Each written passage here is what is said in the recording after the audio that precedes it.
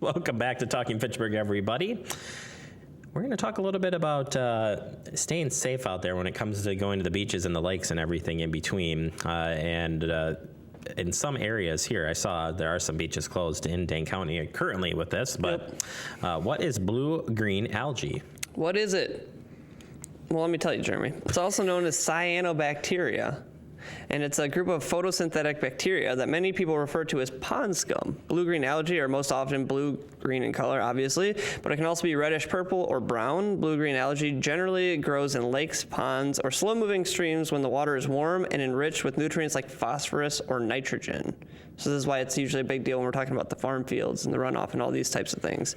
When environmental conditions are just right, blue-green algae can grow very quickly in number. Most species are buoyant and will float on the surface, where they form scum layers or floating mats. When this happens, we call this a blue-green algae bloom. You've got I like that you got the picture here. Yeah. That kind of gives you a kind of an indicator of one of many different, it can take many different shapes, forms, and colors. So. Yeah, as we go through here, there'll be a few different looking versions of this kind of blue-green algae.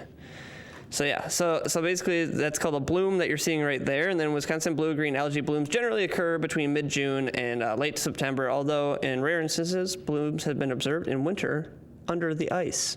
That's crazy. I didn't know about that. I didn't think that was a thing that could happen. Yeah, you almost think it's heat. You know, you think of heat and making those things come together and combine. So, So how about some frequently asked questions? So even if you can't see blue-green algae floating on the surface of the water, that doesn't mean that it isn't present. Right. It's not there. Blue-green algae can be suspended at various depths in the water, and their location depths on a number of factors.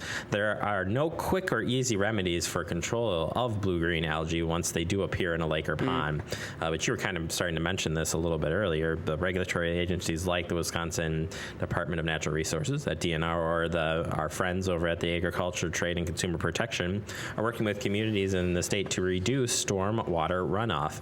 And, you know, we've had Rick in here talking about that. You know, it all ties in pretty good on this, you know, when we're talking about this, and encourage agricultural practices that reduce soil erosion while maintaining high crop yields. When you're talking about that phosphorus running off, you can help reduce the nutrients by promoting the following practices. So use lawn fertilizer only where you truly need it. Prevent yard debris, such as leaves, grass clippings, from washing in storm drains. Right. And support your local ordinances that require silt curtains for residential and commercial construction sites. You see those always like around that. And then plant and maintain vegetation buffer strips along the shorelines of lakes, ponds, and streams. Note that native plants are much more effective at filtering off runoff than the typical grass species found in residential lawns. So you see rain gardens. Right. So rain garden can definitely help in that environment to keep you safe. Truly. People can also read about rain gardens right out front.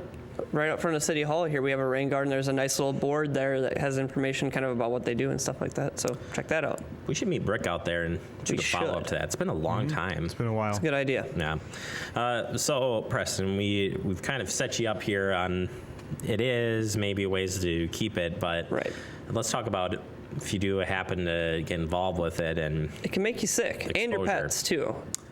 Even sometimes more severely your pets. So if you get sick, if you think you're experiencing symptoms related to the exposure of blue-green algae, so stomach cramps, diarrhea, vomiting, headache, fever, muscle weakness, or difficulty breathing, you should contact your doctor or Poison Information Hotline. The number for that is 800-222-1222. Easy to remember, right? Yep. So you should contact one of those right away, or both. And if your pet displays symptoms such as seizures, vomiting, diarrhea after contact with surface water, you should contact a vet right away. In the south central regions, its presence was associated with a dog death actually in 2004. So it's kind of scary stuff. Happen, yeah. So if you get sick after swimming in a Wisconsin lake or river, please report the possible algae-related illness. This program that we're talking about here, they have surveys that you can actually fill out online if you've experienced some sickness after that, or you can call them also at 608-266-1120, and you should report that if you do get sick, so that way they're able to kind of keep an eye on all these different incidences. So there you go. That's a good way to stay safe. So we want to leave you with that there is going to be a blue-green algae chat on July 12th from the Wisconsin DNR. So DNR will host an online blue algae chat July 12th at noon. Participants can log in and ask a panel of experts from the DNR and the Department of Health questions about blue-green algae and ways to stay safe this summer while spending time on the water. To participate, visit DNR homepage. It's dnr.wi.gov and click on graphics or search in the phrase ask the experts, not Jeremy.